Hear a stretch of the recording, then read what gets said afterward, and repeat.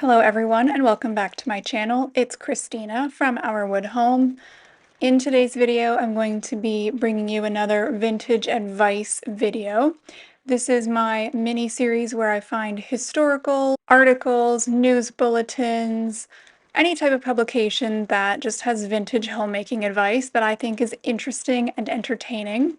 It is definitely just for entertainment purposes only. It is not to be followed because a lot of the advice here we now know is not safe, specifically for today's topic, which is canning. I'm going to apologize in advance because as I sat down to start filming this, I realized it's pouring rain out, and I'm not sure if my microphone is going to be picking up the sound of that rain and maybe any thunder we have, so apologies in advance. Today's article is titled Canning Fruits and Vegetables, and it was written by Edith L. Elliott and Lillian Heaney. This is a publication from the Dominion of Canada, Department of Agriculture. It's publication 534, Household Bulletin 8, and it was issued September 1936 by the Fruit Branch and Experimental Farms Branch. It was published by authority of the Honorable James G. Gardner, Minister of Agriculture in Ottawa, Canada. In case anybody is confused, in 1936, our country of Canada, where I live, was also referred to as the Dominion of Canada, but it just means the country of Canada. So this bulletin was put out September 1936, and I think it's very interesting to just see how they were canning compared to what we know to be safe practices now. The photo that I have on the screen is actually a screenshot of the photo that was on this bulletin, and I think it's pretty cool to see those different jars. I actually have jars very similar to all of those, which is kind of neat. I don't use them for canning, I just use them in my pantry for dry goods storage. All right, let's get into this publication. Our present-day knowledge of nutrition, and particularly of the value of minerals, vitamins, and roughage in our daily diet, leads us to give fruits and vegetables their true place in the menu. At certain seasons of the year, our Canadian fruits and vegetables are unobtainable in their fresh state, so we must rely on canned foods. There is nothing more satisfying to a housewife than a pantry shelf well stocked with home canned fruit and vegetables.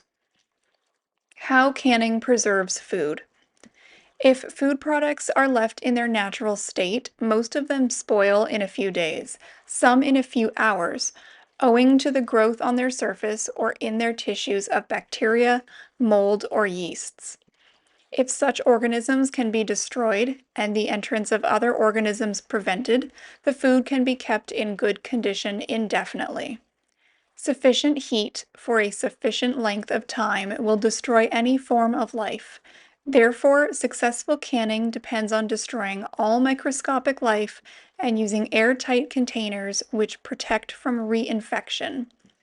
Our aim in canning fruits and vegetables is to assure this result while preserving natural shape, color, and fresh flavor. Safe canning depends on strict attention to every step in the process. Can fresh vegetables and fruit. The fresher they are, the better the finished product will be, and the smaller the chance of failure. For best results, can fruits and vegetables the day they are gathered. No equipment is needed other than that found in the ordinary kitchen. Sharp knives, preferably stainless steel, a colander, bowls, measuring cups, enamel pie plates, wooden spoons, a wide-mouthed funnel for filling jars, and a jar lifter to save burned fingers in lifting jars from the sterilizer. The sterilizer may be the common wash boil, the steam pressure cooker, or the oven. Steam pressure cooker. This consists of a heavy container equipped with a tight cover fastened in place with bolts, and with a weighted pressure gauge and safety valve. Because of the pressure, a higher temperature may be reached and the time of sterilization shortened. Hot water bath canner. A hot water bath outfit may be any container of sufficient depth to allow the jars to be covered with water while standing on a false bottom, which allows circulation of water under the jars. It must also have a tight-fitting cover. Special kettles may be bought for the purpose, having a wire rack with handles for lifting in and out of boiling water, but the wash boiler or any other deep pot may be fitted with a wooden rack and will answer the purpose nicely. Oven. This method may be used for small fruits and tomatoes. An oven with thermostat control is very satisfactory. Steam cooker. The steam is generated below and circulates around the jars, giving an even temperature. The time of sterilization is longer with this type of canner. Jars. A jar for use in canning should have a smooth rim and a good fitting cover to furnish a perfect seal.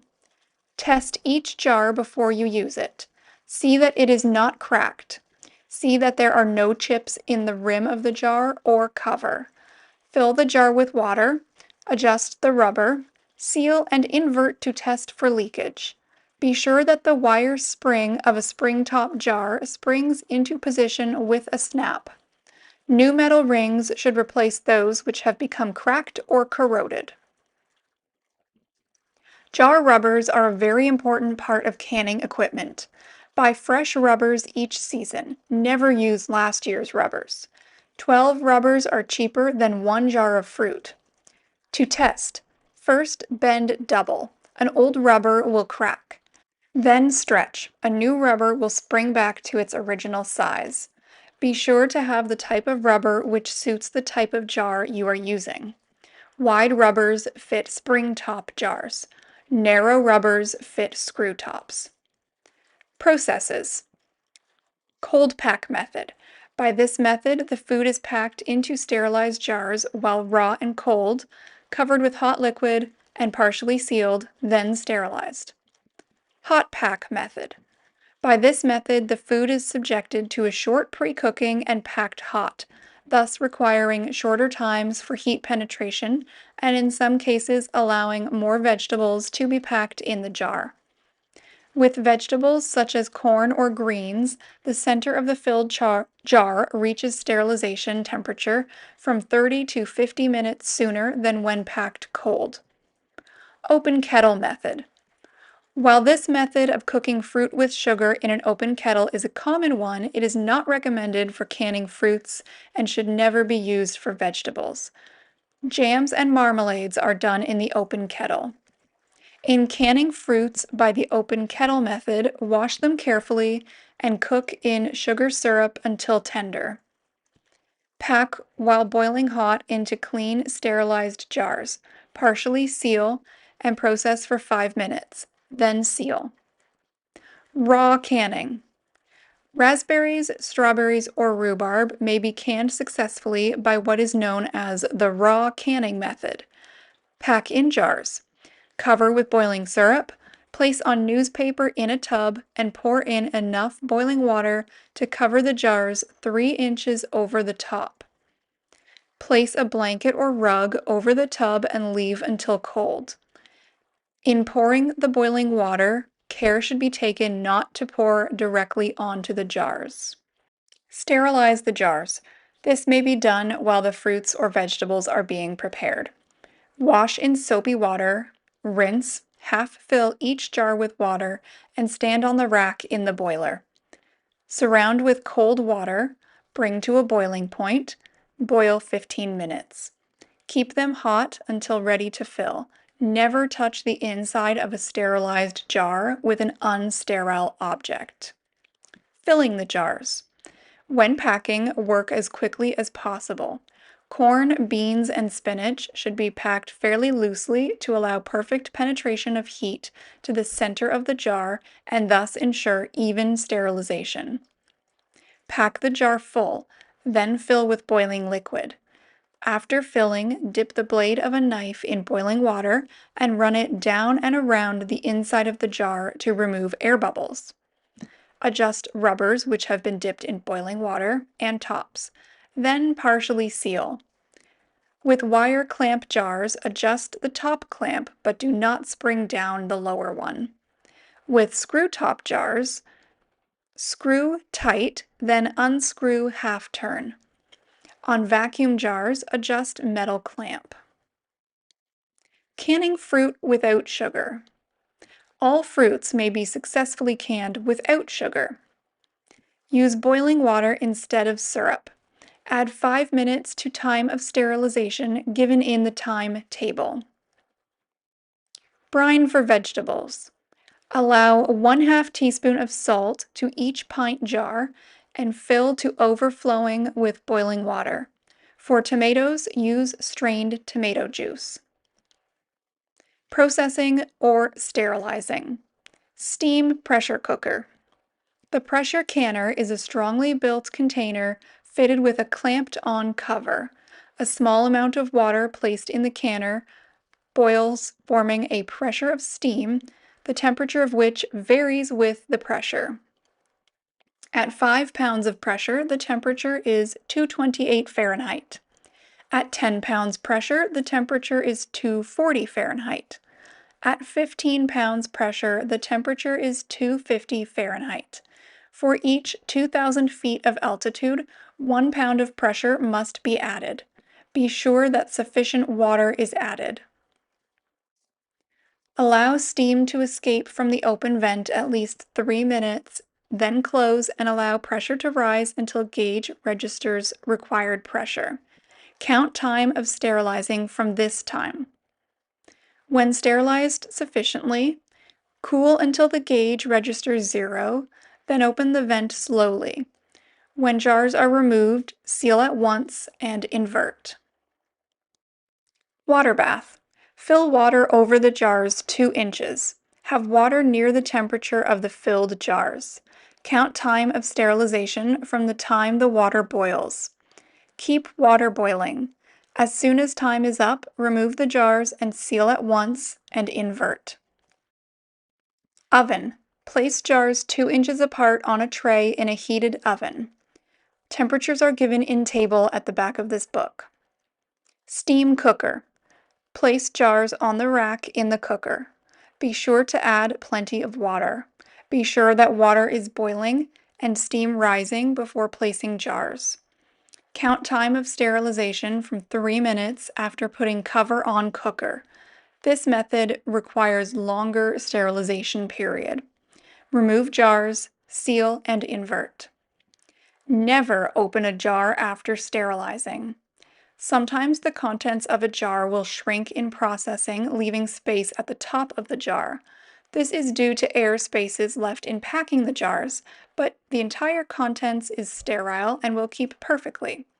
Opening may allow bacteria to enter and contaminate the product. Storing.